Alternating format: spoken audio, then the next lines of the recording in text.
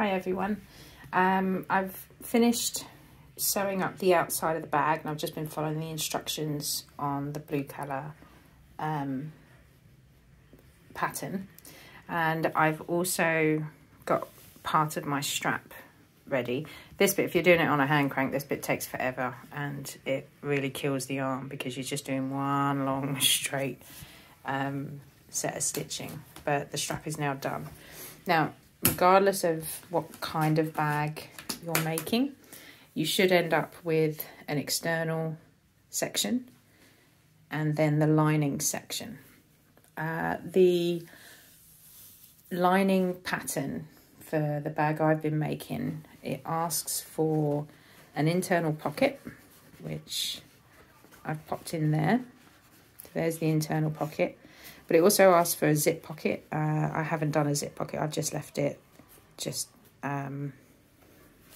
plain on one side, if I can turn that. So at the moment you can see just a slip pocket there, and then the rest of it is just open. The hardest bit as such with any bag now is to put the exterior bag inside the lining so that the right sides are facing. So you start off with your lining bag, the lining section inside out, and you're going to put the exterior bag inside that and tuck that right in, and then you can sew the top. But you also then have to try and fold it the right way out so that the bag is complete. With most patterns, if you have a pocket or a zip pocket, it tells you to leave a gap so that you can fold it inside out. I haven't done that on this particular pattern, but what I have done at the bottom here is I've left a section unsewn. So this is where, once I've put my exterior fabric in and I've sewn the top, I will be pulling everything through from this bottom piece. And then when it's constructed, I will then just stitch this section back together. It just means that on the inside you will see the seam, but if you look at any bag, even a bought bag, there'll be somewhere where the stitching is slightly different, and that's where the bag was used to pull through. So I'm just going to pause the video and I'm going to put the exterior fabric into the lining, and then I'm just going to talk through some of the issues you might come up against if you're sewing this on a vintage machine. So I've now fitted the external fabric, the external part of the bag inside the lining. So now you can see that the right sides are facing each other, and I can see the outsides of the bag, the wrong side of the bags on both sides. As you can see, I've left a hole here, so this is where I'm going to pull the whole bag the right side out. If with any bag pattern that you do, you forget to leave a gap, and not all bag patterns tell you to do that.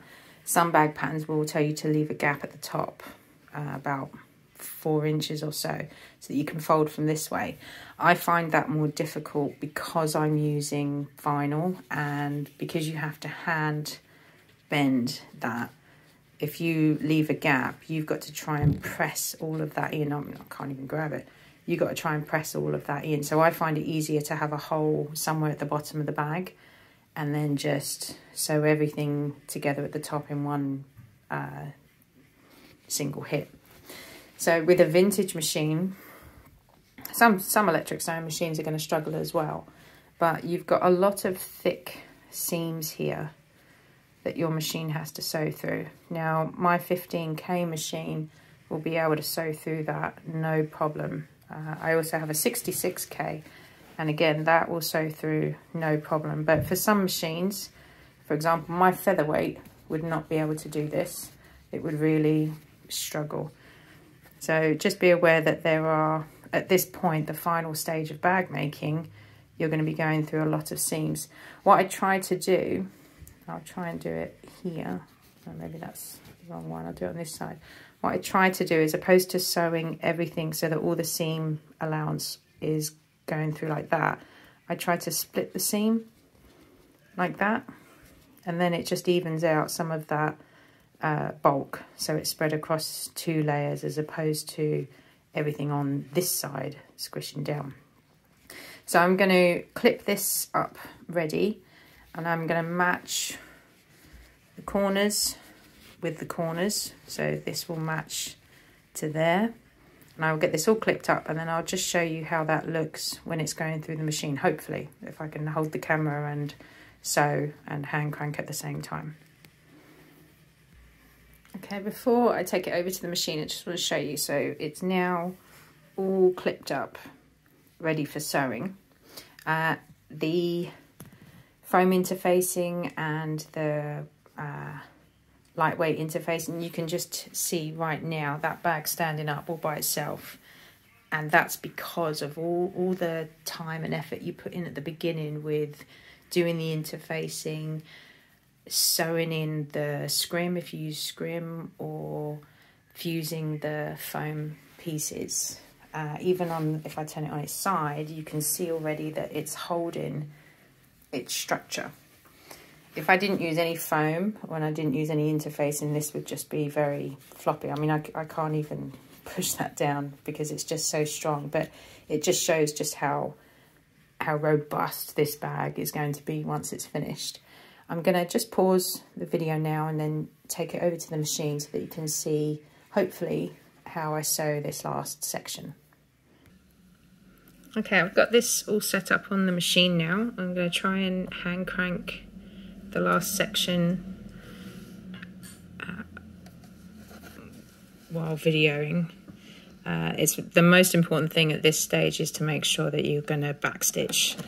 So what I do is take the needle up,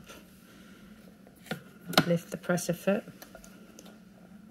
pull it back, drop the presser foot back down, and then carry on. So I have clipped a lot, and I'm sorry if the video is a bit jerky.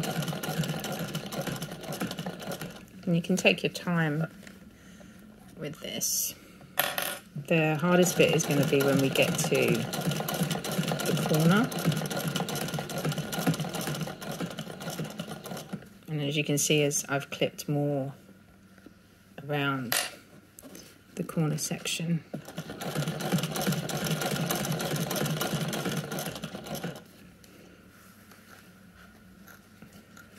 It also gets quite awkward with tugging it all round. So you can see here's the, just at the edge of the camera, you can see there's that corner seam. And I'm going to have to press that when I get to it. I'm going to keep working our way around.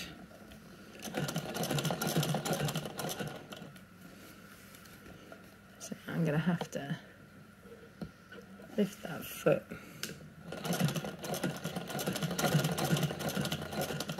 Sometimes I have to give the fabric a little push.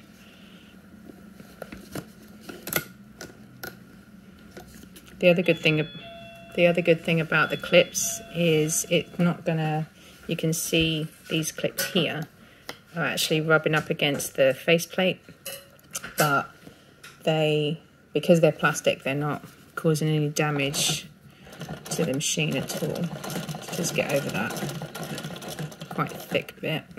Take out another clip. Now with a modern machine, you can belt round this section probably quite quickly. I like to take my time with this because this is the bit that everyone is going to see, the top of the bag. So we're coming round to the next corner. So same thing again, I'm just going to attempt to press and do that. That gets me, give it a little, you can hear the machine changing a little bit. I am just using a 1914 needle, and this is sewing through lining fabric, cotton, scrim, and in some places the vinyl as well. Just turn that round. So we've almost made it, we're about halfway through. Now, the corners are always the hardest. You can start to speed up a bit more of this section.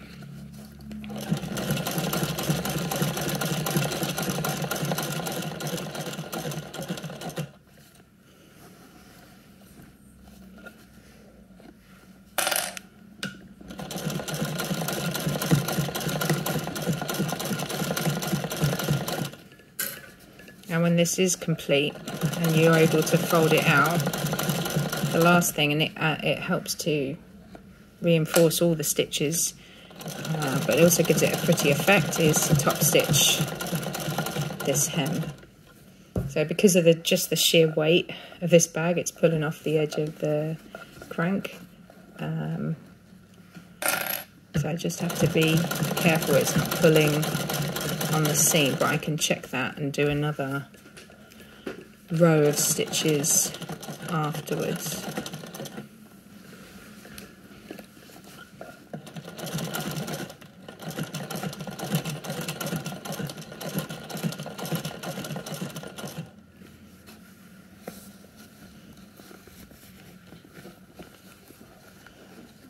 What I have found when I've done bags, when I first started, is I'd get to this kind of section and turn the bag round and it would catch on the tension screw, the tension knob, and it would suddenly tighten up the tension or loosen it. So just be aware, especially with a big bag, that you might catch the tension adjustment knob.